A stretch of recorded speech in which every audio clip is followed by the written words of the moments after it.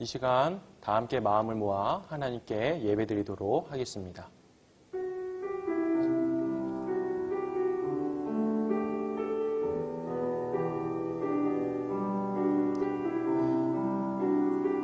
내가 산을 향하여 눈을 들리라. 나의 도움이 어디서 올까? 나의 도움은 천지를 지으신 여호와에게서로다. 하나님은 영이시니 예배하는 자가 영과 진리로 예배할지니라. 아멘. 이 시간 신앙 고백을 통하여 하나님께 우리의 믿음을 고백하도록 하겠습니다. 나는 전능하신 아버지 하나님, 천지의 창조주를 믿습니다. 나는 그의 유일하신 아들, 우리 주 예수 그리스도를 믿습니다. 그는 성령으로 잉태되어 동정녀 마리아에게서 나시고 본디오 빌라도에게 고난을 받아 십자가에 못 박혀 죽으시고 장사된 지 사흘 만에 죽은 자 가운데서 다시 살아나셨으며 하늘에 오르시어 전능하신 아버지 하나님 우편에 앉아 계시다가 거기로부터 살아있는 자와 죽은 자를 심판하러 오십니다. 나는 성령을 믿으며 거룩한 공교회와 성도의 교제와 죄를 용서받는 것과 몸의 부활과 영생을 믿습니다. 아멘. 이 시간 우리 하나님께 주님은 상 같아서 찬양 올려드리도록 하겠습니다.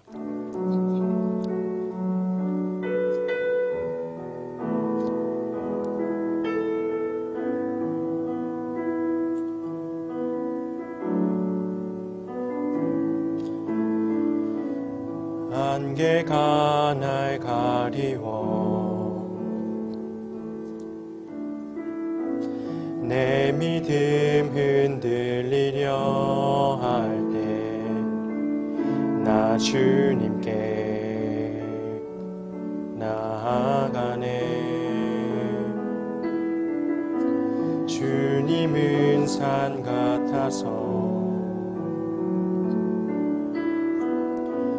여전히 그 자리에 계셔 눈을 들면 보이리라 날 위한 그 사랑. 주는 나의 도움이시며 주의 계획 영원하시네. 주의 위엄 앞에 믿음으로 순종해 예배드리리. 주님께서 날 이끄시며 주가 항상 함께 하시네. 주의 사랑 안에 믿음으로 순종해 예배드리리 영원히.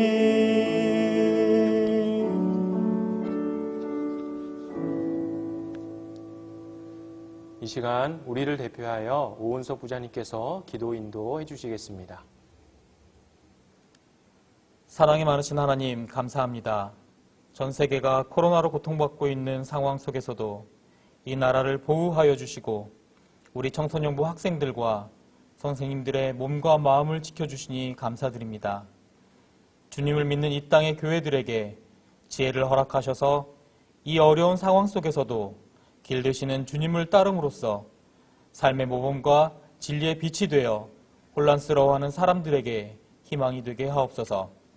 우리 청소년부 학생들에게 진리의 빛을 허락하사 질병과 죽음, 전쟁의 그림자 속에서 미움과 시기와 단절을 택하려는 사람들을 향해 참된 주님의 사랑으로 회복과 위로를 선포하고 주님의 이름으로 평안과 평화를 전하는 주님의 참된 제자들로 성장하게 하옵소서. 각자의 처소에서 예배드리는 영혼 한 명 한 명을 찾아가 만나주시고 그 마음마다 위로와 평강을 허락하시길 간구합니다. 이 모든 말씀 우리 주 예수 그리스도 이름 받들어 기도드렸습니다. 아멘.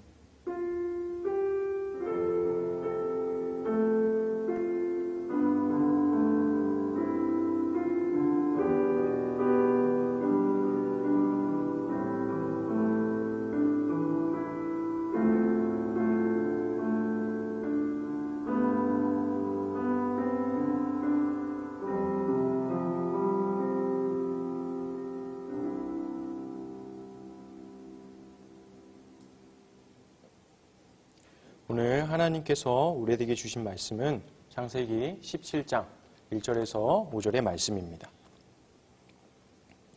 하나님의 말씀 봉독하겠습니다. 아브람이 99세 때에 여호와께서 아브람에게 나타나서 그에게 이르시되 나는 전능한 하나님이라 너는 내 앞에서 행하여 완전하라. 내가 내 언약을 나와 너 사이에 두어 너를 크게 번성하게 하리라 하시니 아브라함이 엎드렸더니 하나님이 또 그에게 말씀하여 이르시되 보라 내 언약이 너와 함께 있으니 너는 여러 민족 아버지가 될지라. 이제 후로는 내 이름을 아브라함이라 하지 아니하고 아브라함이라 하리니 이는 내가 너를 여러 민족의 아버지가 되게 함이니라. 이것은 하나님의 말씀입니다. 우리 함께 기도하겠습니다. 하나님, 이 시간 하나님의 말씀의 자리로 나아갑니다. 하나님, 우리들의 마음을 겸손케 하시고 온전하게 하나님의 말씀에 집중하게 하셔서 그 말씀의 메시지가 우리의 마음밭에 새겨지고 우리의 삶에서 아름답게 열매 맺을 수 있는 그 은혜가 우리 모든 청소년부 친구들에게 풍성하게 내려 주시옵소서. 예수님의 이름으로 기도합니다. 아멘. 자, 우리는 지난 시간에 아브람 그리고 사레가 이스마엘이라고 하는 아들을 낳음으로써 자신들이 받은 그 하나님의 언약을 어떻게 하죠? 자신들의 생각과 방식으로 성취해가는 그러한 이야기를 우리가 함께 살펴보게 되었습니다.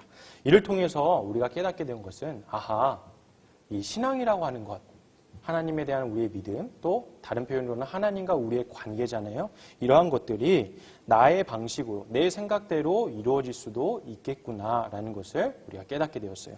그래서 우리가 성숙한 신앙을, 이러한 신앙이 아니라 성숙한 신앙을 우리가 가져야 할 터인데 그 성숙한 신앙이란 우리의 중심이 아닌 하나님의 중심에서 우리의 삶에 나타나는 모든 것들을 바라보고 또 해석할 수 있는 그러한 신앙을, 믿음을 가져야 된다라고 하는 것을 우리가 깨닫게 되었죠. 이와 관련해서 우리가 짧은 이야기가 전사님 머리에 지금 생각이 나는데요. 아브라함 링컨에 대한 이야기입니다. 다 아시죠? 아브라함 링컨.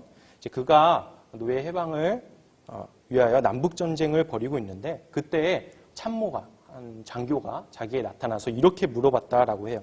각하, 이 전쟁에서 당연히 하나님은 우리들의 편이시겠죠? 여러분 이 질문 어떻게 생각하세요?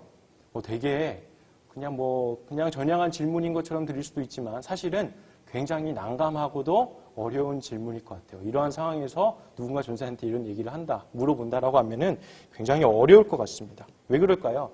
전쟁이라는 것이 뭐예요? 그렇죠? 피와 눈물도 없는 어떤 살육의 현장이 일어나는 곳이잖아요. 그래서 결코 일어나서는 안 되는 그러한 사건인데 거기에서 하나님이 누군가의 편이다라고 정하게 됐을 때 반대편은 어떻게 돼요? 완전히 하나님이 버리신, 하나님과 상관없는 그런 식으로도 해석할 수 있는 위험의 여지가 있잖아요. 그래서 이 질문은 결코 쉬운 질문이 아니다라고 하는 겁니다. 근데 이 질문에 있어서 링컨은 과연 어떻게 대답했을까요? 여러분들이라면 어떻게 대답할래요? 그 대답이 참 인상적입니다. 글쎄, 그보다는 우리가 언제나 하나님 편에 서 있어야 하지 않을까라고 대답했다 합니다. 이 짧은 일화가 지난주 우리가 나누었던 그 말씀의 메시지의 내용을 잘 요약해 주는 것 같습니다. 신앙이라고 하는 그것은 언제나 내가 아닌 하나님, 그 하나님 중심에서 출발하고 이루어져야 한다라고 하는 것을 말입니다. 이스마엘이 태어난 그 사건이 있은 후에 오늘 본문의 말씀은 약 13년이 흐르게 돼요. 말씀해 보니까 아브라함은 99세였다라고 하고요. 당연히 이스마엘 나이도 13살이겠죠. 그때 이러한 시간이 흐르게 됐을 때 하나님께서 다시 아브라함에게 나타나십니다. 그리고 말씀하시죠. 그것이 바로 1절의 말씀인데 함께 한번 읽어보도록 하겠습니다. 아브라함이 99세 때에 여호와께서 아브라함에게 나타나서 그에게 이르시되 나는 전능한 하나님이라 너는 내 앞에서 행하여 완전하라. 하나님께서 지금 아브라함에게 자신이 어떠한 분인지 누구인지를 지금 말씀하고 설명하고 계신 거예요. 어떤 하나님입니까? 바로 전능한 하나님이시죠. 전능하다. 어떤 것을 무언가를 행하기에 어떤 능력이 부족하거나 모자라짐이 없고 충분한 것을 말합니다. 사실 아브라함에게 주신 약속은 어떤 거예요? 당시 아브라함에게도 아브라함의 관점에서도 또 과학의 대단한 진보가 일어난 지금의 시대에서도 이 약속은 정말 쉽지 않은 이루어지기에 불가능에 가까운 그러한 약속의 내용이었잖아요. 더 이상 아이를 가질 수 없는 여인이 아들을 낳는다? 이것은 불가능한 일입니다. 그런데 하진 하나님께서는 지금 아브라함에게 자신을 전능한 하나님이다라고 말씀하시며 아브라함에게 주셨던 그 약속을 다시 한번 확증해주고 계시는 겁니다. 그러면 아브라함은 어떨까요? 아브라함은 그저 하나님께서 약속을 해주시고 다시 한번 확증을 해주시니까 그냥 가만히 그렇게만 있으면 되는 걸까요?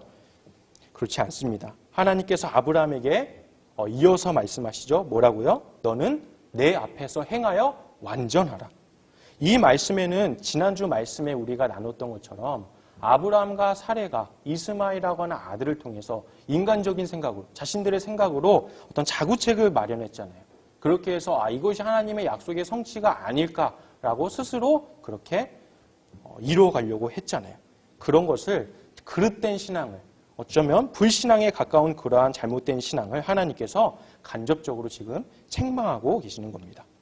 하나님은 참으로 전능한 하나님이신데 정말 너희들 아브라함, 사레 너희들이 이 사실을 정말 잘 알고 또 오롯이 온전하게 믿었었더라면 너희들은 그러한 선택을 하지 않았을 거다라고 하는 그 의미가 내포되어 있다라고 하는 겁니다.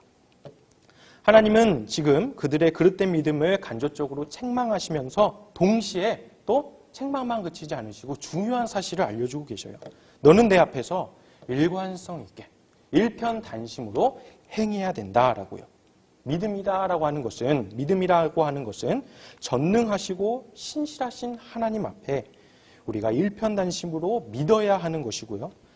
여기엔 다른 어떤 인간적인 생각, 어떤 자구책, 방법 이런 것들이 끼어들 틈이 있어서는 결코 안 된다라고 하는 겁니다. 여러분 이 내용을 우리가 좀 더 잘 이해하기 위해서 다른 이야기, 좀 시대를 더 흘러가서요. 시리아와 에브라임의 전쟁이라고 하는 이야기를 통해서 우리가 이 말씀의 의미를 좀 더 살펴볼까 합니다. 아수르 제국 여러분 들어보셨죠? 아시리아라고도 하는데 이 아수르가 제국이 되어서 팽창하고 있었어요. 보통 어떤 나라가 이렇게 흥하게 되어서 나라가 팽창하게 되면은 주위에 있는 다른 나라들이 굉장히 부담을 느끼게 됩니다. 우리도 언젠가 저 제국에, 저 큰 나라에, 힘이 강한 나라에 속하게 될지도 모른다라고 하는 두려움과 불안함이 굉장히 팽배하게 되죠. 그래서 이때 두려움을 느낀 나라가 어느 나라냐? 바로 북이스라엘과 다메섹이라고 하는 나라였습니다.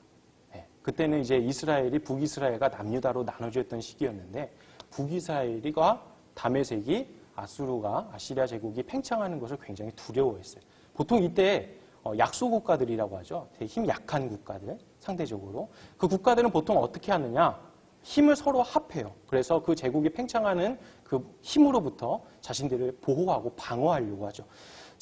더 참여하는 연맹에 참여하는 나라들이 많으면 좋겠죠. 반아시리아 연맹을 이 친구들이 결성하게 되는데 북이스라엘과 다메섹이 또 남유다를 여기에 끌어들이려고 합니다. 너희들도 여기 와서 반아시리아 제국의 연맹에 참여해라. 우리가 아시리아에 대적해보자라고 하는데 그때의 왕은 아하스 왕이었어요. 남유다의 왕은 아하스였는데 이 권면에 거절하게 됩니다.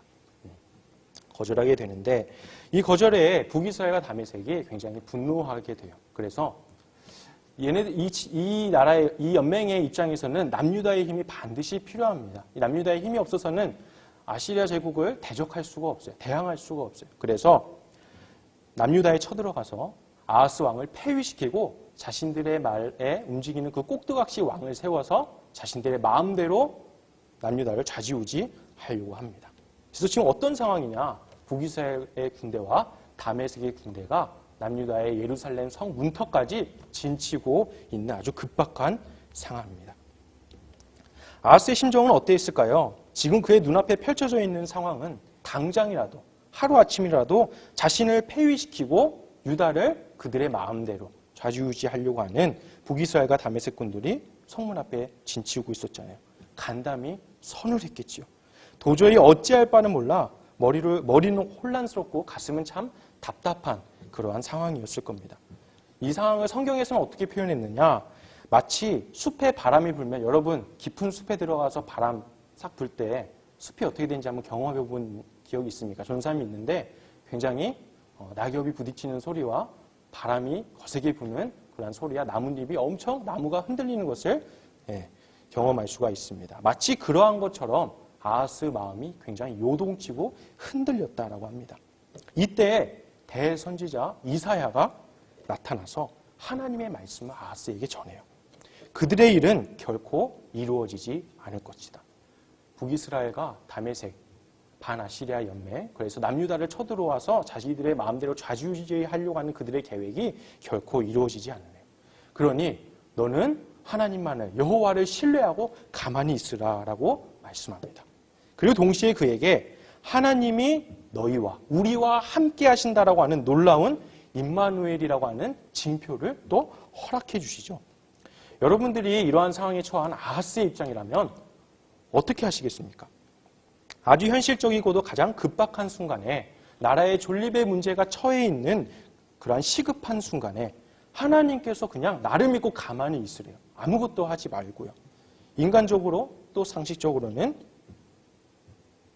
저들은 반아시리아의 동맹의 이름으로 쳐들어온 것이니까 어떻게 하면 돼요? 아수르에게 원조를 요청하면 되죠. 도와달라.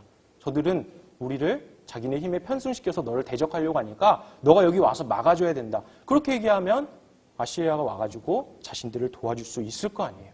그것이 인간적인 합리적인 방법일 겁니다. 이 두 가지의 선택이 놓여져 있습니다. 여러분들 어떻게 하시겠습니까? 아하스는 어떠한 선택을 했을까요? 신앙은 바로 이런 겁니다. 신앙이라고 하는 것은 하나님을 믿는 그 진실성, 신앙의 진실성이 바로 이러한 급박한 상황에서, 전대미문의 그러한 상황에서 아주 적나라하게 드러나게 되는 것이에요. 신앙은 우리가 생각하는 것처럼 그러한 낭만적인 요소만을 가진 것은 아닙니다. 우리는 하나님을 믿는 그러한 믿음을 갖고 있으니까 하나님으로부터 끝없는 위로와 사랑과 또 우리가 생각하는 좋은 그러한 복들을 받을 것이다. 그것이 당연하다라고 생각할지도 모르겠어요. 또 어떤 이들은 하나쯤 그래도 종교를 갖는 게 아무 무신론자들보다는 더 좋진 않을까라고 해서 믿음을 갖는 그러한 사람들도 있을지 모르겠습니다. 그런데 진실한 믿음은요, 우리의 이처럼 아하스 왕이 처한 그러한 상황처럼 우리의 일생일대의 가장 중요한 순간에, 때로는 우리의 목숨이 왔다 갔다 하는 촉각을 다투는 그러한 시간에, 심지어 우리의 모든 것이 사라질 수도 있는 그러한 불안한 그러한 느낌에 우리가 빠지게 됐을 때 하나님에 대한 우리의 신앙은 어떠합니까? 정말 그 믿음이 진실합니까? 이러한 질문에 대한 답을 우리가 스스로 내리게 된다라고 하는 거예요. 우리가 보이게 됩니다. 결국 아하스는 하나님을 신뢰하기를 거절하고요. 어쩌면 당연하고도 그 누구라도 선택할 아수르에게 원조를 요청하게 되는 그러한 선택을 내리게 됩니다. 그의 선택은 하루아침에 12만 명이 죽고 20만 명이 포로로 잡혀가는 그러한 참담한 상황을 야기시키게 됩니다. 하나님은 아브라함에게요, 이러한 믿음을 원하신 거예요. 스스로 인간적인 자구책이 그러한 틈으로 낄 수 있는 그러한 불완전한 믿음이 아니라 오직 전적으로 하나님만을 신뢰하는 그러한 믿음을 말입니다. 하나님은 일편단심적인 믿음을 아브라함에게 원하시면서 그와 맺었던 언약을 오늘 말씀에 보니 더욱 구체적으로 확인해 주고 계셔요. 함께 4절과 5절의 말씀 한번 읽어볼까요? 이제후로는 내 이름을 아브라함이라 하지 아니하고 아브라함이라 하리니 이는 내가 너를 여러 민족의 아버지가 되게 함이니라. 내가 너로 심히 번성하게 하리니 내가 내게서 민족들이 나게 하며 왕들이 내게로부터 나오리라. 하나님께서 아브라함과 언약을 맺으신 것이 우리가 창세기 15장에서 함께 나누었어요. 그때는 그저 하나님이 아브라함 너의 자손이 하늘의 별과 같이 또 땅의 먼지와 같이 흙과 같이 많게 할 거야. 다소 추상적으로 설명하셨죠. 그런데 여기에서는 더욱 구체적으로 그 약속에 대한 말씀을 확증해 주시고 설명해 주고 계시는 겁니다. 바로 아브라함을 여러 민족의 아버지가 되게 하시겠다라고 말씀하시는 것이죠. 그렇게 말씀하시며 아브라함에게 아브라함이라고 하는 새로운 이름을 또한 허락해 주십니다. 지금 여러분들의 이름 너무나 중요하죠. 각각의 지난번에 나눴던 경험이 있는데 각각의 이름의 뜻이 있을 거예요. 그런데 요즘엔 또 이름을 비교적 쉽게 바꾸기도 하잖아요. 더 이쁜, 더 또 의미 있는 이름으로. 그런데 구약에서 이름이 가지고 있는 의미란 어떤 것이냐면 그 사람의 이름이 어떤 것을 갖고 있느냐. 한 사람의 인격은 물론이고요. 운명까지도 포함하고 있는 것이 바로 이름이었어요. 이러한 맥락에서 우리가 하나님이 아브라함에게 새로운 이름을 주셨다?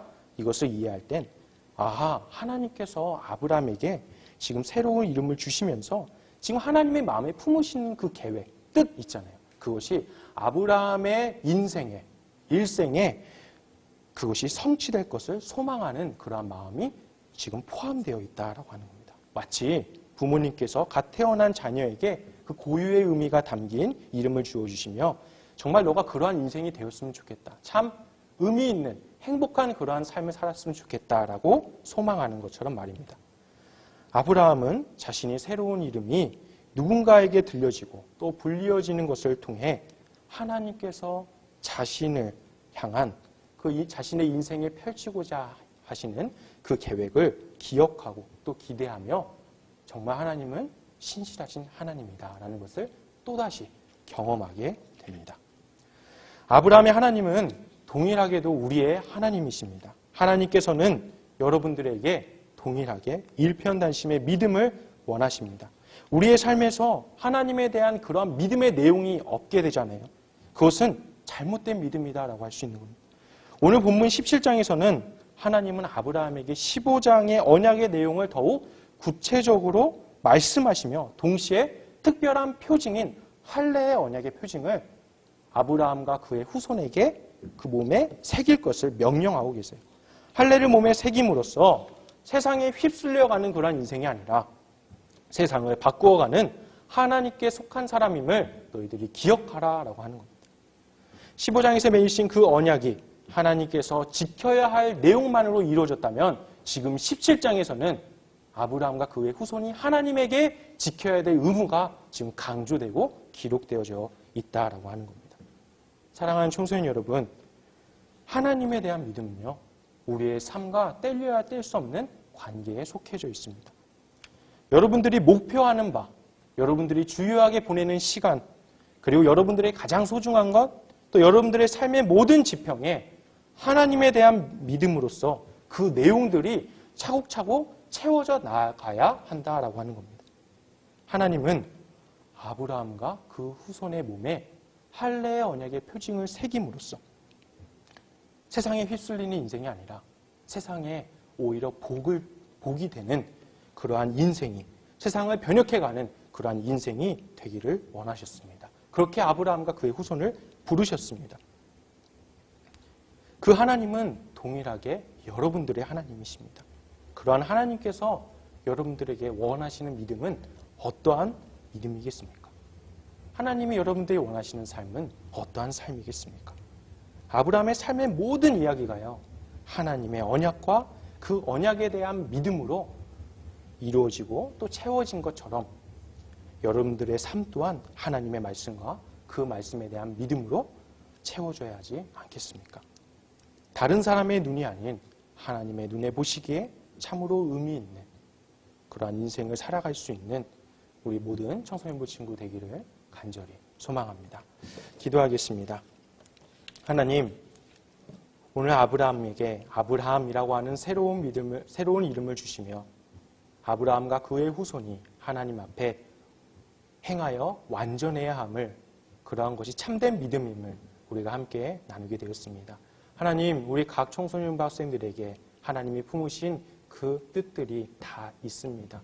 하나님께서 원하시는 바가 있기에 우리 친구들을 구체적인 목표를 가지고 이 세상에 부르셨습니다. 하나님, 우리 친구들의 믿음이, 하나님과의 관계가 우리 삶과 친구들의 삶과 분리되어 있는 것이 아니라 언제나 그들의 삶 속에서 그 내용이 채워지고 확인되어지고 다른 사람들의 눈에 보기에도 그것이 드러날 수 있는 놀라운 은혜가 우리 친구들의 삶 속에 나타날 수 있도록 하나님 붙드시고 인도하여 주시옵소서. 우리들의 마음은 연약합니다. 우리들이 하나님께 돌아가고 하나님 앞에서 온전하게 완전하게 행하려고 하지만 우리들은 연약합니다. 우리들은 참으로 한계가 많습니다. 그러나 하나님, 아브라함이 하나님 곁에서 하나님의 신실함을 경험하며 그의 믿음이 하나님과 닮아가는 신실함을 갖게 된 것처럼 우리 친구들의 믿음도 하나님 앞에 온전히 행하여 완전할 수 있는 신실한 믿음으로 성장할 수 있는 그 은혜가 풍성하게 하여 주시옵소서. 예수님의 이름으로 기도합니다. 아멘. 시간 봉헌 찬양 드리며 하나님께 우리의 마음 올려드리도록 하겠습니다.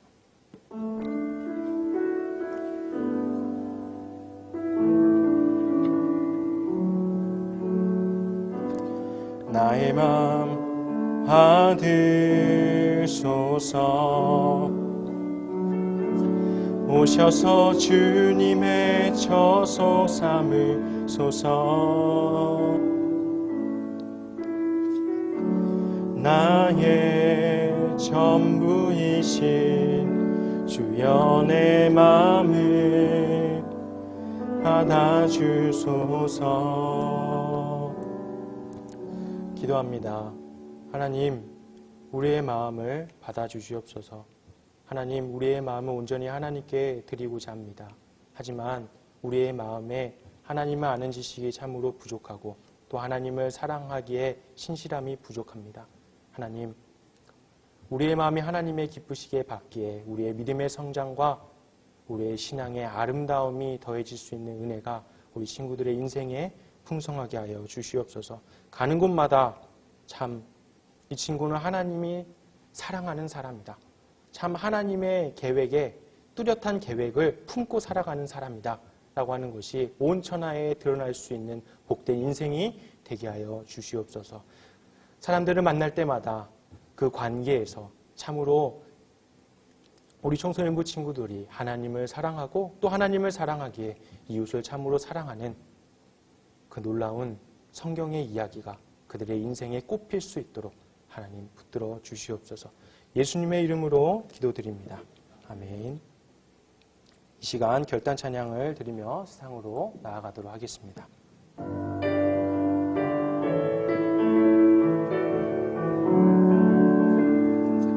지금 우리가 주님 안에 하나가 되어 바로 주님이 원하시는 뜻대로 주님의 크신 영광 높이는 노래가 되어 온 세상을 아름답게 하리라. 지금 우리가 주님 안에 하나가 되어 바로 주님이 원하시는 뜻대로 주님의 크신 영광 높이는 노래가 되어 온 세상을 아름답게 하리라. 우리 모두가 주를 노래하는 아름다운 소리로 하나가 되어 하루 이곳을 더욱 아름답게 하리라. 주님께서 가르쳐주신 기도로 청소년부 예배 마치도록 하겠습니다. 하늘에 계신 우리 아버지, 아버지의 이름을 거룩하게 하시며 아버지의 나라가 오게 하시며 아버지의 뜻이 하늘에서와 같이 땅에서도 이루어지게 하소서. 오늘 우리에게 일용할 양식을 주시고 우리가 우리에게 잘못한 사람을 용서하여 준 것 같이 우리 죄를 용서하여 주시고 우리를 시험에 빠지지 않게 하시고 악에서 구하소서. 나라와 권능과 영광이 영원히 아버지의 것입니다. 아멘.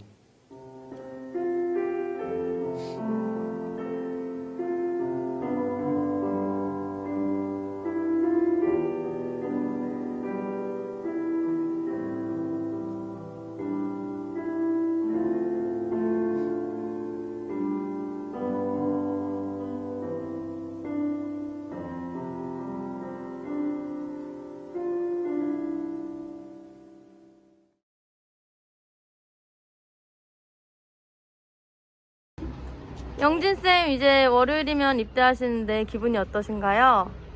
좀 뭐 계속 가려고 노력했었던 거여서 가는데 딱히 뭐 그럴 부담감 같은 건 없는데 건강히 잘 갔다 오겠습니다. 네, 그동안에 남아서 이제 공부 열심히 할 친구들에게 한마디 해주세요. 학교 생활하면서 공부하기도 힘든데 교회까지 나오느라 되게 힘드실 텐데 더 신앙적으로나 학교 생활이나 열심히 하시길 바래요. 파이팅 한번 해주세요. 화이팅!